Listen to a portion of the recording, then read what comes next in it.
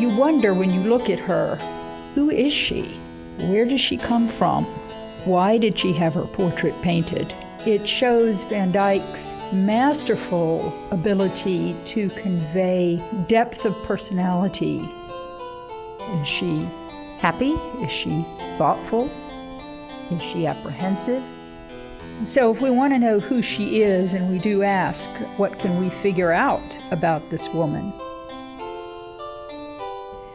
Since we don't have a name to attach to her, I think one of the first things that occurs to us is to look at her clothing.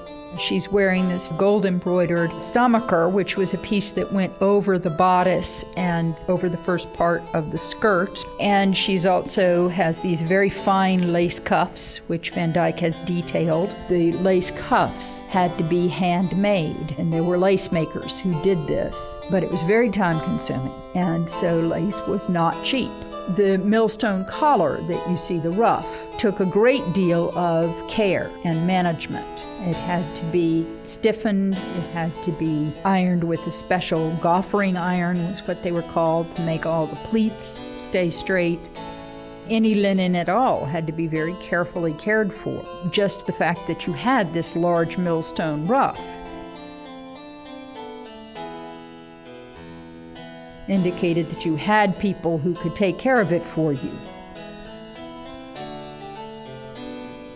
She's wearing pearl earrings, she's wearing pearls in her headpiece, and pearls were obviously worth quite a bit then. They were quite rare, and they were very, very fashionable during this period in the 1600s. So you might conclude that she's a member of the nobility. But if you look at other portraits done in the same basic time period, and also of women in Antwerp, you begin to see these things appear over and over again. The gold-embroidered stomacher, the basic black brocade dress, the millstone ruff, the lace cuffs.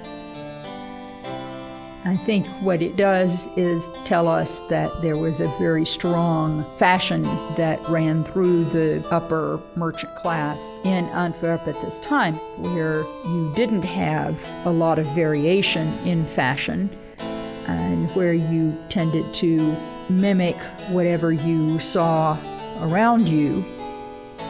Van Dyck himself came from a wealthy merchant family. His father specialized in luxury fabrics. He grew up in a comfortable house in Antwerp. Then his father seemed to get in financial trouble in around 1617, and that's the same time where he probably opened his own studio and then shortly thereafter began to assist Rubens. And the painting does hold clues as to where it might fall in that development of Van Dyck's abilities. The face and the costume are very strongly painted, particularly the face, very strong handling, wonderful use of light. There is a little awkwardness in the hands, and the biggest puzzle really is that poor quality of the background, because you see the sky is very sketchy. It's basically just blue. You can't see any clouds or anything. The columns are also somewhat unfinished, and the placement of the chair is also a bit awkward. The draperies have been worked, and they are the focus of attention in terms of the background. They throw the portrait into high relief. That background red against her head pops her face out even more. So the drapery has become very important. Drapery and clothing demonstrate your ability to handle light and to reproduce texture. And so this was something that Rubens was quite well known for, and Van Dyck took that and made it an integral part of all of his portraits.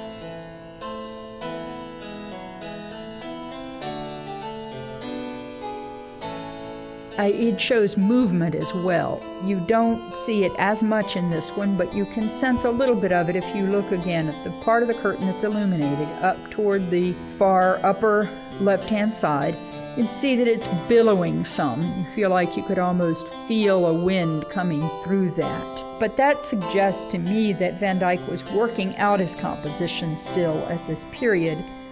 So I would say probably 1618 to 19.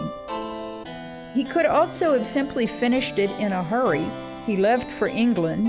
He had an offer and a stipend, fairly comfortable stipend, to come and work in England in the summer of 1620.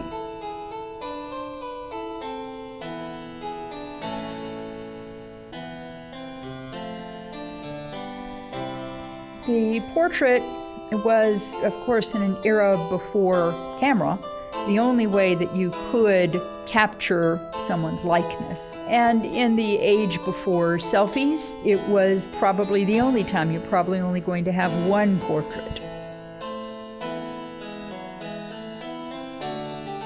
And so it was often done at a significant period in your life. And for that, you can look at the clues that are given by what are in her hands. And you see a branch and a chain. And the branch is poplar branch. You see the ring, and so that means it's likely that this was painted shortly after her marriage. And there's been a lot of discussion over the degree to which you can or should use paintings as evidence of life in the past.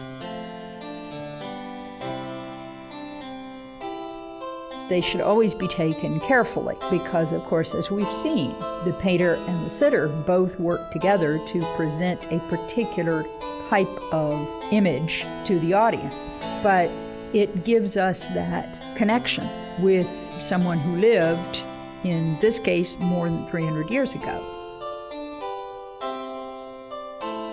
And yet she stands there as if she could speak to us today.